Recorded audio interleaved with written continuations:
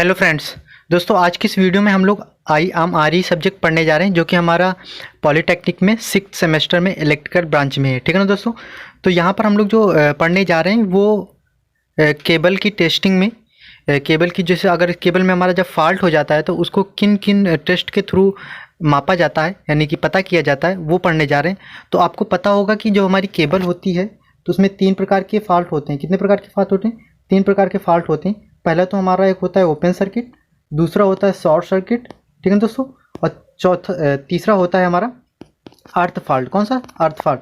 तो यहाँ पर हम तीनों फॉल्ट को, यानी कि जैसे ओपन सर्किट, शॉर्ट सर्किट और अर्थ फॉल्ट, इन तीनों फॉल्ट को किस किस विधियों के द्वारा हम लोग मापेंगे ये हम लोग पता करेंगे। तो सबसे पहले हम लोग यहाँ पर पढ़ेंगे open circuit fault test in cable. ठीक है ना दोस्तों। तो ये जो हमारा फॉल्ट, इस फॉल्ट के थ्रू हम लोग केबल में क्या करेंगे, ओपन सर्किट का पता लगाएंगे कि हमारी कोई केबल है, जैसे अगर ये हमारी केबल है और यहाँ से ये क्या हो गई, ये खुल गई है। ठीक है दोस्तों। आपको पता होता है कि जैसे केबल हमारी ज़मीन के अंदर लगी हो, मतलब बिछाई जाती है। अब वहाँ तो आप नग्न आँखों ऐसे तो देख नहीं सकते, तो इसमें क्या हो जाता है कि इसमें हम लोग डिवाइसेस लगाते हैं। वैसे तो हमारे जो केबल होता है उसके ये सब शॉर्ट सर्किट फॉल्ट वैसे नॉर्मल पता करने के लिए हम लोग किसका प्रयोग करते हैं, एक मेगर का प्रयोग करते हैं। किसका प्रयोग करते हैं? मेगर का प्रयोग करते हैं। इससे हमें पता चल जाता है कि कैसा फॉल्ट है कि नहीं है।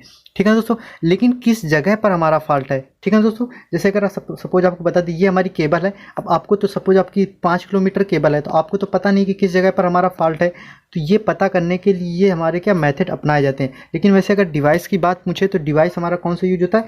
मेगर यूज होता है। क्या यूज होता है? मेगर। ठीक है दोस्तों।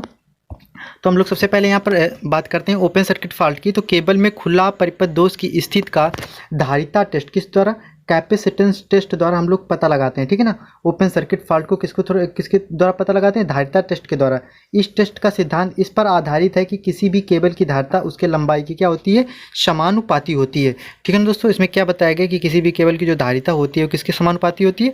उसकी लंबाई की समानुपाती होती है। और आप जो डायग्राम देख रहे होंगे, देखिए ये पहले 2 पॉइंट्स मैंने आपको बता दी कि ये जो हमारा है ओपन सर्किट फॉल्ट किसके थ्रू पर, तो धारिता के थ्रू पता लगाया जाता है। और केबल की जो धारिता है वो किसके? लंबाई के समानुपाती। अब यही जो हमारा कॉन्सेप्ट है, एक्चुअली यही सिद्धांत है ना, इसी कॉन्सेप्ट के अनुसार हम लोग पता करेंगे। तो ये आप देख रहे होंगे कि ये हमारी क्या है, ये आप देख रहे हैं कि ये हमारी क्या है, एक केबल है। अब यहाँ कहीं पर क्या हो गया है? ओपन सर्किट हो गया है। ठीक है। तो ये मैंने लिखा भी है कि ये क्या हमारा, ये कंडक्टर है। कंडक्टर का मतलब ये केबल है हमारी, देख रहे हैं, ये हमारी क्या केबल, और कहीं पर क्या ओपन सर्किट। अब हमें नहीं पता कहाँ पर हो गया है, लेकिन अब हमें पता है कि जब क्या होता है कि ये हमारी क्या अर्थ है। और सपोज यहाँ पर कोई ना कोई क्या होगा कि अब वो भी एक तरह से कंडक्टर की तरीके बिहेव करता है। अब क्या होता है कि दो कंडक्टर और बीच में क्या हो जाता है, इनके बीच आ गया हमारे, ये तो कंडक्टर है और ये कंडक्टर, इनके बीच में इंसुलेशन। तो कैसा कि 2 पैरेलल प्लेट, यानी कि 2 कंडक्टिंग प्लेट के बीच में अगर कोई हमारा डाइलेक्ट्रिक मटेरियल आ जाए तो वहाँ पर एक क्या बन जाता है? कैपेसिटर बन जाता है। ठीक है दोस्तों। तो इस तरीके से यहाँ पर 2 कैपेसिटर फॉर्म हो गए, यानी कि सपोज यहाँ पर अगर फॉल्ट हो गया तो इस तरफ एक कैपेसिटर फॉर्म हो गया C1 और इस तरफ कैपेसिटर बन गया, फॉर्म हो गया C2। अब देखिए यहाँ पर जो फॉल्ट हुआ है तो हमने सपोज टोटल तो हमने केबल की लंबाई कितनी मान ली है? L मान ली। कितनी मान ली है? L मान ली। लेकिन जिस जगह पर फॉल्ट हुआ है हमें तो नहीं पता, लेकिन उस जगह से लेकर ये जो सिरा है इसे हम लोग बोलते हैं, ये जो सिरा इसे हम लोग बोलते हैं टेस्टिंग इंड। क्या बोलते हैं? टेस्टिंग इंड बोलते हैं। ठीक है दोस्तों। और इसे, ये हमारा कौन सा, ये समाप्ति वाला इरा होता है, इसे हम लोग, ठीक है सर, यानी कि, या फिर आप कह दो कि ये सिरा 1 है और ये सिरा 2 है। तो इस सिरे 1 से और जहाँ पर फॉल्ट हो गया उसके बीच हमने मान लिया कि कितनी लंबाई है? L1 लंबाई है। कितनी लंबाई है? L1 लंबाई है। और इधर से मान लेते हैं कि इधर ये सिरा अंत हमारा है और ये इस लास्ट सिरे से जहाँ पर फॉल्ट हुआ उसके बीच की एक ये लंबाई L2 है। अब हमें पता चल गया कि लेकिन ये L1 और ये L2 किसके बराबर होंगी? L के बराबर होंगी। अब देखते हैं यहाँ पर हमारा क्या होगा कि सिंपल सा, अब हमने एक यहाँ पर एक क्या लिया, लगाया, एक ये कैपेसिटर लगाया और इसका एक सिरा तो इधर से कनेक्ट कर दिया और दूसरा सिरा क्या कर दिया? ग्राउंड कर दिया। अब यहाँ पर हमने क्या कर दिया कि 2 रेजिस्टेंस लगा दिए, एक P लगा दिया ये और एक ये Q लगा दिया। ठीक है दोस्तों। अब इस तरीके से हमने क्या, एक तरह के हमने यहाँ पर ये बनाया, यहाँ पर हमने एक व्हीट स्टोन ब्रिज बनाने की कोशिश की है। क्या? एक व्हीट स्टोन की तरीके ब्रिज बनाने की कोशिश की है। इसके बाद यहाँ से हमने क्या कर दिया, इसको एक सप्लाई दी और सप्लाई का क्या, एक टर्मिनल अर्थ कर दिया। अब देखते हैं आगे। अब माना कि केबल, वही मैंने एक सिंपल से वही जो सारी चीज़ें समझाई वही बातें हमने यहाँ पर लिख दी हैं कि माना कि केबल के खुले हुए एक सिरे से L1 दूरी पर और पर सिरा 1 से धारिता कितनी है? C1 है। सिरा 2 से धारिता कितनी है? C2 है।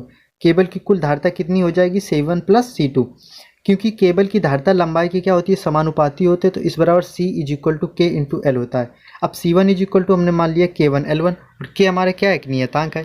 तो सिरा एक से खुला परिपथ की दूरी कितनी हो जाएगी, L1 बराबर C1 अपान C और कैपिटल ये हमारा जो C है ये किसके बराबर, C1 प्लस C2 के, यानी कि C1 अपान C1 plus C2 into L. ठीक है दोस्तों, अब हम लोग बात करते हैं कि अगर केबल की कुल धारिता मालूम हो तो केवल एक धारिता यानी कि केबल के एक सिरे का पता होना चाहिए। यानी कि अगर हमें टोटल धारिता मालूम है तो केवल एक सिरे की पता चल जाए तो दूसरे के द्वारा भी पता लगा सकते हैं। अब यहाँ आपको ये चीज़ याद रखनी है कि जो केबल की धारिता का जो मापन होता है, यानी कि जो कैपेसिटेंस का मापन होता है, वो हम लोग किसके थ्रू मापते हैं, डी साउटी ब्रूस, आपने नाम सुना होगा, या फिर इसे हम लोग बोलते हैं बैलिस्टिक गैल्वेनोमीटर। किसका प्रयोग करते हैं, डी साउटी ब्रूस। आपने और भी जैसे इंडक्टर का होता है तो इंडक्टर का हम लोग दूसरे ब्रिज के थ्रू पता करते हैं। तो दोस्तों आप यहाँ पर कमेंट्स करके बताइएगा कि हम लोग जब इंडक्टर है तो इंडक्टर की यानी कि इंडक्टेंस वैल्यू किस ब्रिज के थ्रू नापते हैं। ठीक है दोस्तों, यहाँ पर तो मैंने आपको बता दिया धारिता को किसके थ्रू नापते हैं, यहाँ पर डी साउटी ब्रिज के थ्रू नापते हैं। ठीक है दोस्तों, अब हम लोग बात करते हैं आगे कि सिरे 1 से धारिता C1 को धारिता सेतु की सहायता से मापा जाता है। किसकी सहायता से, धारिता सेतु की सहायता से मापा जाता है। एक फ्रीक्वेंसी जनरेटर को सप्लाई सोर्स के रूप में प्रयोग, वहाँ मैंने ये ऐसे ई का प्रयोग किया था, इसके जो सिरा ग्राउंड है, ये क्या है, ये सप्लाई सोर्स है। केवल धारिता को CS तथा P एंड Q पदों में ज्ञात किया जाता है। संतुलन के लिए प्रतिरोधों को क्या कर सकते हैं, उसको बदला भी जा सकता है। अब मान लिया कि हमारी प्रतिरोध की जो मतलब जो हमें पता है कि जो हमारी व्हीटस्टोन ब्रिज की इक्वेशन क्या होती है, P upon Q is equal to R upon S। अब ये जो P अपान Q और R अपान S ये क्या होते हैं, एक्चुअली में ये रेजिस्टेंस होते हैं ना। ठीक है दोस्तों, तो इसी तरीके से P अपान Q तो वो डायरेक्ट हमारे रेजिस्टेंस का मान रख दिया, लेकिन यहाँ पर हमें पता है कि XC बराबर क्या होता है, 1 अपान ओमेगा C। तो इसी तरीके से हमने पहले C1 का मान रखा तो 1 अपान ओमेगा C1 और टोटल का तो 1 अपान ओमेगा CS। अब यहाँ से अगर हम लोग C1 का मान निकालेंगे तो कितना निकल के आएगा, C1 is equal to CS into QP। ठीक है दोस्तों, तो इस तरीके से हम लोग अब हमें एक सिरे का पता चल गया, C1 का पता चल गया और CS का मान तो हमें पता ही है, Q एंड P के मान हमें पता ही। तो इस तरीके से हम लोग C1 और C2 के मान पता लगा सकते हैं। और C1 और C2 के मान पता लगाने से, और क्योंकि हमें पता है, क्या पता है कि C1 is equal to K into L1 होता है। ठीक है दोस्तों, ये हमारा क्या, ये आप देख रहे होंगे, ये वाला जो हमारा कैपेसिटर इसे हम लोग CS बोलते हैं। तो अगर हमें C1 पता चल गया तो हमें पता है ये एक नियतांक होता है और C1 बराबर K इंटू L1। तो इस तरीके से हमें L का मान मिल जाएगा, और जब L का मान मिल जाएगा तब हमें पता कर सकते हैं कि किस केबल के किस जगह पर, यानी कि हमें लंबाई मिल गई, तो अब हमें पता चल जाएगी कि केबल के किस सिरे पर हमारा क्या हुआ, फॉल्ट हुआ है, ओपन सर्किट फॉल्ट हुआ है। तो दोस्तों इसी तरीके से हम लोग क्या करते हैं कि C2 का भी पता लगा। C2 बराबर भी क्या होता है, C2 बराबर की K2 into K into L2 होता है। ठीक है दोस्तों, तो वहाँ पर भी अब हमें टोटल C पता है, C1 पता है, तो C2 का मान आराम से हम लोग निकाल सकते हैं, C1 प्लस C2।